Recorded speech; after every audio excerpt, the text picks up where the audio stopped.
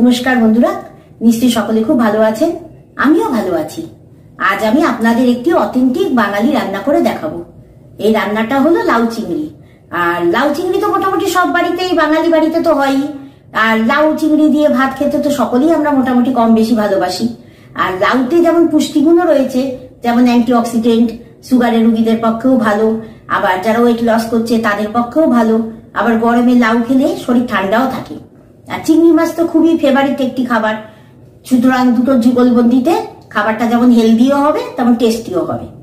তবে কি প্রত্যেকটা বাড়ির তার টেস্ট বাড অনুযায়ী তাদের রান্না অথেন্টিক বলছি ঠিকই, কিন্তু প্রত্যেকটা বাড়ির রান্না তাদের স্বাদ, তাদের রুচি অনুযায়ী চেঞ্জ হয়। মানে কেউ হয়তো মিষ্টি খেতে ভালোবাসেন, কেউ ঝাল ঝাল রান্না ভালোবাসেন, কেউ হালকা, আবার কেউ মশলাদার। সুতরাং তারা তাদের মতো করে কিন্তু রান্নাটা করে নেয়। সুতরাং প্রত্যেকটা বাড়িতেই যে একই রান্না একই রকম স্বাদ হবে তার কিন্তু কোনো অর্থ নেই। তাই আমার বাড়িতে আমি কেমন ভাবে রান্নাটা করছি সেইটা আপনাদের সঙ্গে শেয়ার করলাম। আশা করি আপনাদের ভালো লাগবে। তাহলে দেখতে থাকুন আমি রান্নাটা কেমন ভাবে করছি, আমার সঙ্গে আপনারা থাকুন। আর কি কি দিয়ে রান্না করলাম আর কেমন ভাবে করলাম সেটা নয় রান্না করতে করতেই জানাবো। তাহলে সকলের সঙ্গে থাকুন। আমি তেল দিয়ে দিয়েছি। আর দেখুন এখানে একদম যে গঙ্গার চিংড়ি পাওয়া যায় ছোট ছোট, সেইগুলো নিয়েছি। এই ধরনের চিংড়ি দিয়ে পটল চিংড়ি, এঁচোড় চিংড়ি সবই খুব ভালো হয়, মুখরোচক হয়। আমি চিংড়ি মাছে এখন সামান্য হলুদ,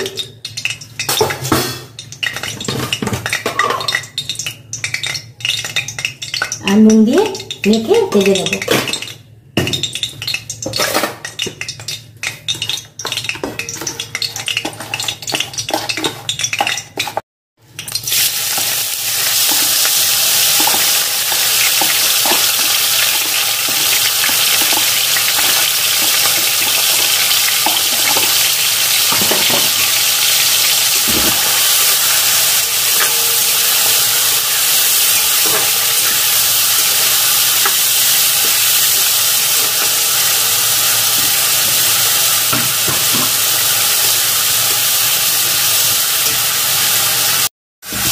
চিংড়িগুলো ভাজা হয়ে গেছে, এবার আমি এটা তুলে নেব।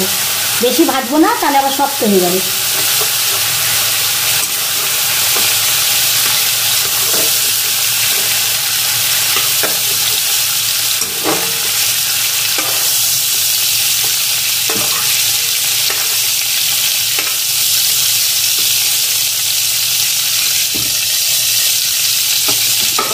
এবার আমি এর মধ্যে আরেকটু তেল দেবো, কারণ একদম তেল শেষ হয়ে গেছে।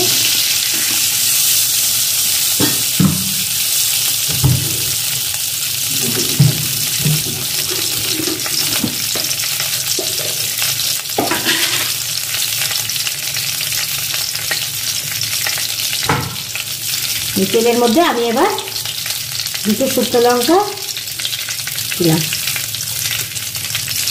আর দেবো পাঁচফোড়ন। সবসময় ফোড়নটা যদি একটু অল্প গরম তেলে দেন তাহলে তেলটাও গরম হবে আর ফোড়নটাও ভাজা হবে, তাহলে খুব সুন্দর গন্ধটা আসে।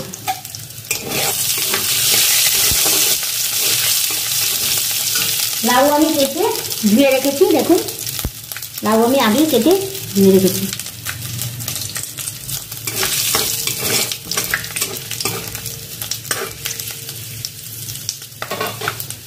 ফোড়ন হয়ে গেছে, এবার আমি লাউটা দিয়ে দেবো।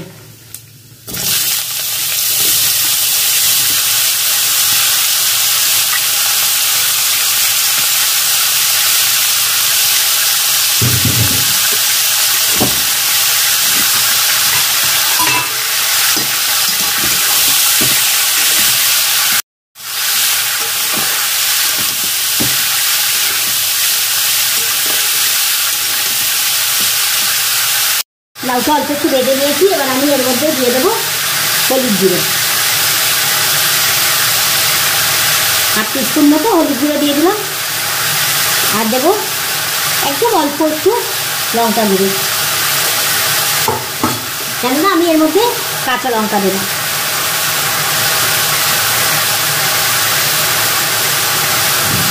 তাই জন্য আমি লঙ্কার গুঁড়ো কম দিলাম।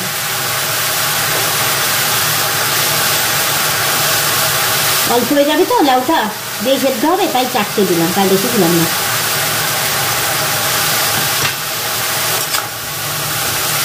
এবার ভালো করে মশলাটা মিশিয়ে নিই। এর মধ্যে একটু নুন দিয়ে দেবো, পরিমাণ মতো নুন দিয়ে দেবো। এখন অল্পই দিলাম, কারণ লাউটা তো কমে যাবে, পরে দরকার হলে একটু টেস্ট করে নিয়ে দেবো, নয়তো আবার নুন বেশি হয়ে যাবে। রান্নাটা একদম যার যার নিজের মতো, পরিমাণটাও সবসময় ঠিক বলা যায় না, কেননা কখনো বেশি বা কখনো, আর সব সবজিও তো সমান হয় না, না একটু আন্দাজটা লাগেও।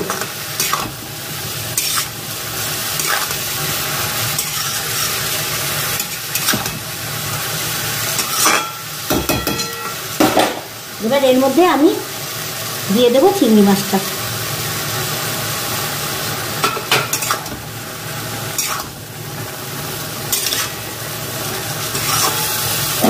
একদমই জল পড়বে না, কারণ লাউতে এমনি জল বেরোয়, সুতরাং এর মধ্যে আর একদম জল পড়বে না।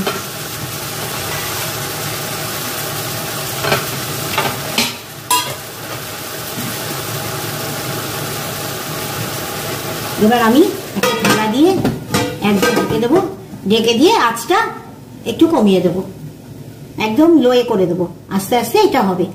তাহলে এটা যতক্ষণ হচ্ছে ততক্ষণ আপনারা দেখতে থাকুন, হয়ে গেলে আমি দেখাচ্ছি। 5 মিনিট হয়ে গেছে, আমি এবার ঢাকনাটা খুলে দেখছি কতটা হলো।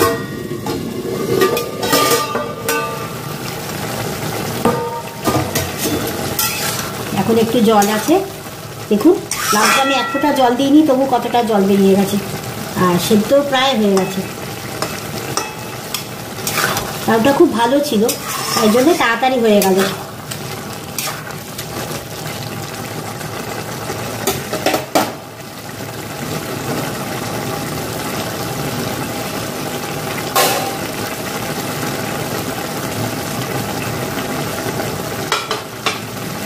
এবার আমি এর মধ্যে অল্প একটু ধনেপাতা দেবো। এখন একটু ধনেপাতা দেবো, পরেও আবার শেষে দেবো। এখন একটু দিলে গন্ধটা বেশ পুরো রান্নার মধ্যে মিশে যাবে, তাই এখন থেকে একটু দিলাম।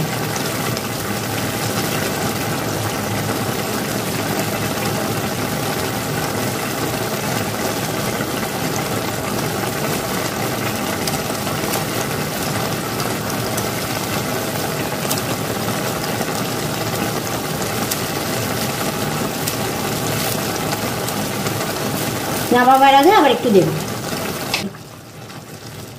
এবার আমি এর মধ্যে অল্প একটু চিনি দেবো, চিনিটা অপশনাল, নাও দিতে পারেন, আমি একটুখানি দেবো, দেখুন একদম হাফ চামচি না, তারও কম।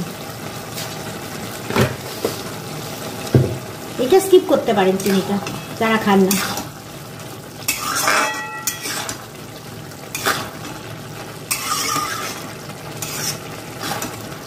এবার আর ঢেকে দেবো না, কেননা জলটাকে শুকোতে হবে, আস্তে আস্তে হোক, আপনাদের দেখাচ্ছি হয়ে গেল।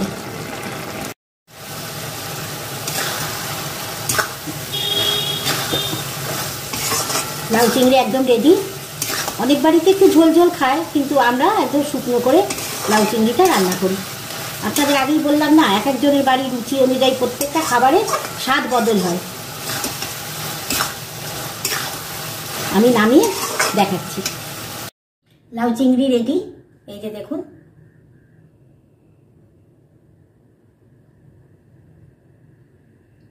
আমি আমার বাড়িতে যেমনভাবে করি সেই রেসিপিটাই আপনাদের সঙ্গে শেয়ার করলাম। যদি এই রেসিপিটা আপনাদের ভালো লাগে, মনে হয় যে টেস্টি রেসিপি, তাহলে অবশ্যই কমেন্ট করে জানাবেন, বা আর কি কি দিলে বা কিভাবে করলে আরো বেটার হতো সেইটাও জানাবেন, তাহলে আমার ভালো লাগবে। আর লাইক করবেন, সাবস্ক্রাইব করে তো পাশে থাকবেনই, সঙ্গে বন্ধু হয়ে। এই যে দেখুন। তাহলে সকলে খুব ভালো থাকবেন, সুস্থ থাকবেন, আনন্দে থাকবেন। আজ আসি, পরবর্তী দিনে আবার একটা নতুন রেসিপি নিয়ে আপনাদের সামনে হাজির হব। তাহলে সকলে ভালো থাকবেন। নমস্কার।